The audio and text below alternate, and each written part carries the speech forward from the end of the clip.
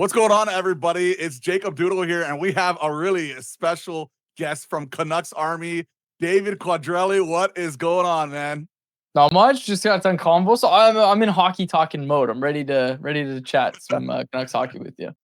That's awesome, man. And man, I love my Canucks, and I thought, what better way to just go break down the entire roster? So that's exactly what we're going to be doing. Like, how good are the Vancouver Canucks going to be? Because training camp is right around the corner, and it's going to be pretty cool to see. As you can see, on the September 18th, 21st, it's in Penticton. So definitely go check that out if you're around that area. So let's get straight into it. And by the way, Canucks conversation, amazing. You guys with Harmon Dial, you guys definitely need to follow, subscribe, and do all those lovely stuff. Just listen to the show. It's great. And well, Harmon's off still, but we have Jacob there. So, but anyways, let's get to the roster here right off the bat. What do you think about the first line? So this is how I personally set it up. I've got it the exact same way. Yeah. Because I figured this way works mostly because you have Kane. He can go and protect Elias Pettersson at the very beginning. You have Brock Besser is going to be on that top unit. Garland has to be kind of on that right side. You just paid him the money. He's going to get a shot, right? Being in that top six. And then obviously we have the biggest problem with the second line center, how that's going to kind of all break down. So right off the bat, let's just talk top six first. What do you think? Like, how does it look for you? I like it. It's like you said, when you look at the center depth as a whole, you'd like them to have added a center. And again, this isn't just like us saying this. This is Jim Rutherford. This is Patrick Allvin at the end of the season. The quote from Rutherford that's going to stand out and is going to come back to bite him a little bit when we all ask him about it in a week is, yeah, it's going to be expensive to get a second line center or a middle out of center, but it could be more expensive not to get one. So what changed, right? And we know to some extent that the landscape just completely shifted on everyone. Everyone wanted to keep their guys. The markets all shifted where teams just kind of kept the players that they had, and the Canucks kind of followed that trend. So it'll be interesting to see. But like when I look at those top six lines, the thing I see, it's like you said, I like Kane with Pettersson, and Besser has to learn how to play with Elias Pettersson. Like, and we talked about this once with Brock last year, which was really interesting. And I'd like to talk to him about it again. But anyone who watches every Canucks game would know this too. Like, Brock worked so well with JT because he started to figure out that JT loved to gain the line and hammer it around the boards all the way around. And then you just had to be the first guy on the puck. And then all of a sudden you had possession in the zone. And Brock got so good along the walls, especially at winning those pucks back that were coming around the boards in that fashion. He got so good at that. And then that's just not something that's really in Elias Pettersson's game. So you kind of have to change the way you play and the way you read off of each other. You got to learn how to play with Elias Pettersson again. Now, I think Brock's got the hockey IQ to do it. I think Brock is one of the best guys to be able to figure out how to do it. But it is the biggest question I have for Brock Besser. I was talking about on Thursday's show that I didn't think it was as bad of a season as everybody seems to be talking about for Brock Besser. 25 goals, was on pace for a lot more than that before he went down with the suspected concussion after the headshot from Tanner Jeannot in that game against LA. Like, I thought it was a fine year for Brock Besser with everything that was going on, not to mention all the drama at the trade deadline that he was going through. The guy signed long-term now. Brock Besser's a guy who, again, where the biggest question for me is just, can he learn how to play with this person? Is it going to be Filipino that he needs to play with? But how does Brock Besser fit in with the top six? Because JT was obviously his best center. Then his second best center post JT trade was Pia Suter. Both of those guys are gone. He's going to have to figure out how to play with one of these other centers. Brock Besser, he needs to increase the volume shooting, first of all. Like, he needs to shoot more for sure. I would consider him more of like a positional sniper more than anything. He has a good shot. He needs to use it more. He needs to have more volume on that shot. Because you're right, he did improve along the boards. And I will say, like, the power play this year is going to be fascinating to see exactly who's going to, first of all, be on it and how exactly they're going to manage it. Because I feel like we're going to be getting a little bit of a different look on the power play this year. And the fact is, we don't really have a crazy ton of depth. So when it comes to our second power play unit as well, how is that going to look as well? Like, but one thing for sure is we're going to be getting a lot of opportunities for a lot of these younger guys that are going to get shots. Like, Carlson is going to get a good shot. Atu Ratu is going to get a shot. If Lekker Maki makes the team, which is unlikely, but if he does make the team, it's going to be in a top 6 role. He's going to get a shot. So like this team, if you look at it on paper, it's pretty decent on the forwards. The problem is it's the depth and the second line center depth, especially down the middle. Like God forbid, like we want obviously Filip Chytil to be really healthy this year and have a great long year and play every single game. But he's had injuries in the past, and serious injuries in the past. So we're pretty light down that middle. So the fact is, like you said, man, Jim Rutherford, I think he said it would be pricier not to get a second Yeah. line center. And we don't have it. He unfortunately he misjudged the market, but he wasn't the only one. There are a lot of people in the NHL misjudged. There weren't a lot of sellers that wanted futures this year. And that's kind of happened. That's kind of what happened, which is kind of interesting. I think a lot of it has to do with no one wants to give up that 2026 first round pick without being protected. I think that's a very, very important part for that, Yeah, I also think what we're gonna see is teams like, man, the Ducks are talking about how they don't want to sell, right? Mhm. Like the Ducks. I think the Ducks are gonna suck this year. So you're gonna have Big Leo Carlson McTavish fan? Come I on, like eh? those guys, but beyond that, you know what I mean? Like this, so what I'm getting at is, yeah, everyone wants to be good, and I respect it to some extent that teams that have been bad for a while, not including the Sharks, I suppose, basically said, okay, we do not want to make our team worse in the offseason. We're tired of these futures. If you're the Buffalo Sabres, why wouldn't you be? Right? Like you need to do something major in Buffalo, and clearly just stocking up on prospects and draft picks isn't working. Um, we're not going to make our team worse in the offseason, but you don't think like a team like Buffalo, and maybe Buffalo is a bad example because they've just been so bad for so long, but Mhm. like one of these middle teams, one of these middling teams that doesn't really have they don't have enough to compete this year, but they get off to a rocky start and they're still in like a building phase. You don't think those teams are going to be more eager to sell off Well, some it, pieces at that it, point? it's You're going going to to be be a month fascinating. or two. You're going to be a month or two into the season and there's going to be options for what you can go out and get. So that's probably what I would say is, yeah, you don't have it today, but it might come sooner than people think. Like I don't think this is a problem that you have to only address at the trade deadline. I think it's something that you might be able to do before then as well. See what they do at the trade deadline as well, because we're first of all, we need to see what position we're in. We have a very interesting schedule to start off the year. Uh, we got to play well. First of all, we got to play well for Quinn Hughes all season, but we got to play well and have a good hot start because if things will hit the fan. Like the shit hits the fan all the time. It's gonna happen. There's gonna be injuries, and we need to be able to hold on the fort just to see where we're gonna be at that deadline. And again, I look at that center position. Like that is the number one spot. Also, Jake DeBrusk is gonna be an interesting name this year. Is he gonna play on that top line? Is it gonna be Kane? Is it gonna be DeBrusk? There's gonna be flip flopping probably until we find that chemistry. I personally think it's going to be Kane just to protect PD more than anything.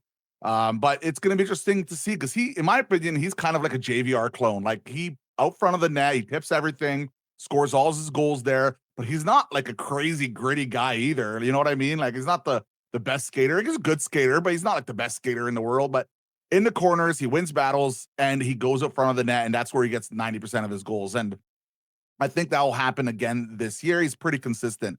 Now let's look at our third and fourth lines here. I have it as Carlson there, Ratu, Hoglander, O'Connor, Bluger, and Sherwood. And of course, there's different ways of looking at this. You have Kraftsov as well, can make the team. Maybe even Baines. He has a waiver situation that might be a little tricky. Mhm. Um, this is how I have it. How do you have it? Very similar to you. I might like you might move some of those bottom six wingers around, right? But let's not forget, this is what people forget about Linus Carlson. Really solid playoff, but guess what? Also played NHL playoff games for the Canucks last time they're in the playoffs. You know who was on the bench for that? Adam Foote.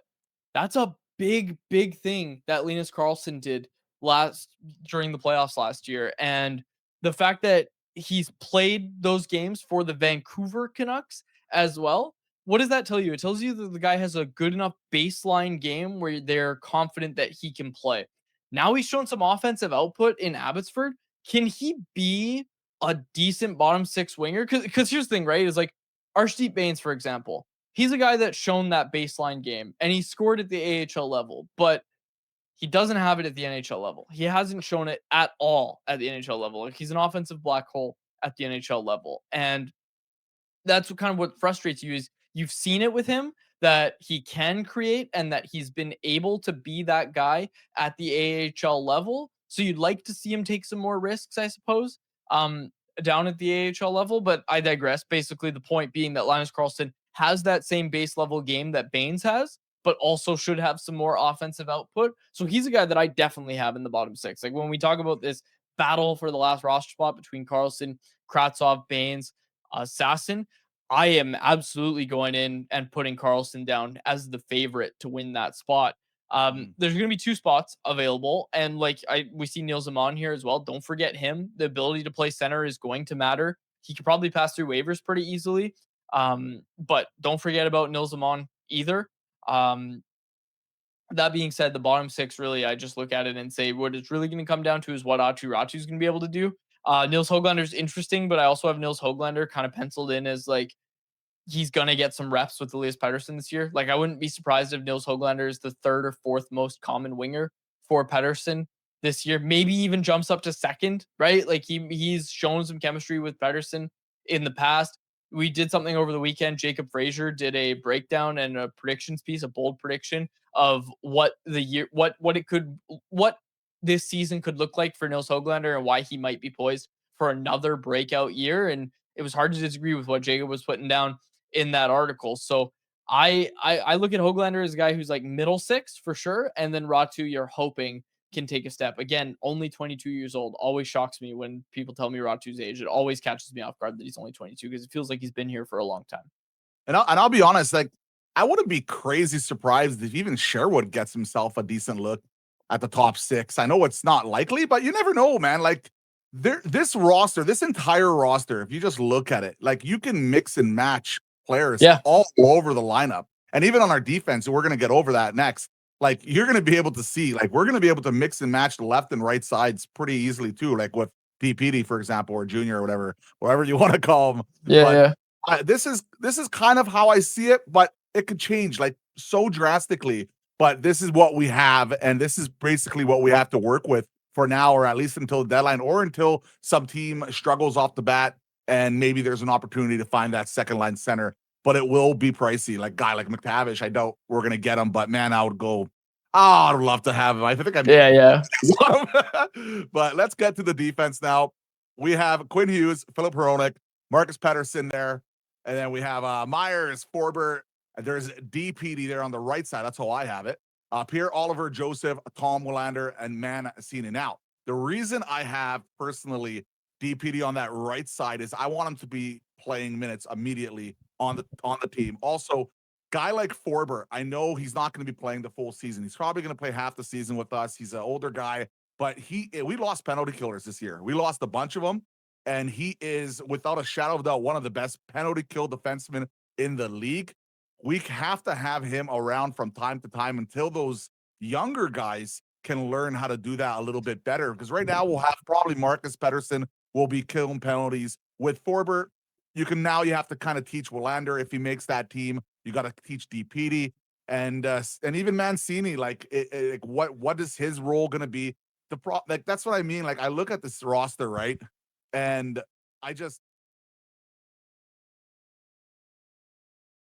I look at this roster here, and what I see personally is just there's a lot of depth here. I'm surprised we haven't made more trades with these defensemen, but this is what I have. The depth is amazing. The talent's good.